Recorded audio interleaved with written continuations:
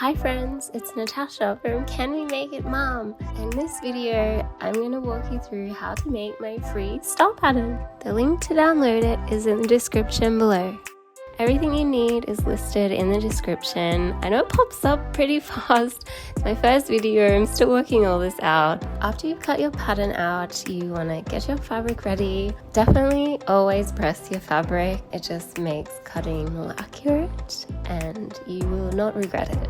If you put your fabric right side together, you will save yourself having to match it up. Save yourself the work, it's already ready to pin straight away. I'm using clips today. I also keep them in this cute little treasure chest I found at a charity shop and I think it's just adorable. I use pins to mark the stop and start.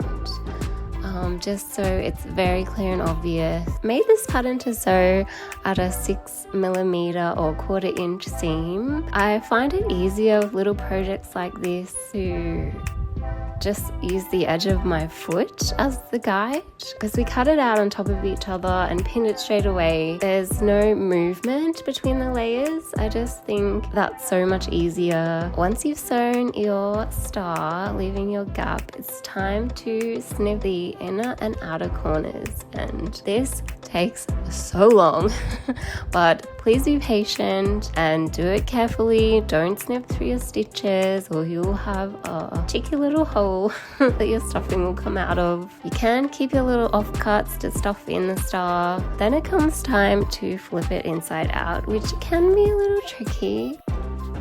I put my thumb into the point and I fold the seam allowance edges against the pad of my thumb, and I use my pointer finger against my thumb to push the folded edges through, and it seems to come out much nicer and crispy. I've used a bamboo point turner and an awl to really go OCD on my point turning. Once you're happy with your points, I recommend giving it a press. This also helps for when we're going to hand sew the opening closed. Then it's time to stuff your star. I'm using here an old cushion and repurposing the stuffing, but obviously you can buy fresh stuffing. You can get a cushion from the op shop and cut it open. You can sacrifice a teddy bear if you really want to, or you could even stuff it with scraps. Once you're happy with your star's plumpness, just put a couple extra bits in. It always takes more than you think, and really poke it into the corners. It's time to sew it up. So just thread your needle. I use embroidery floss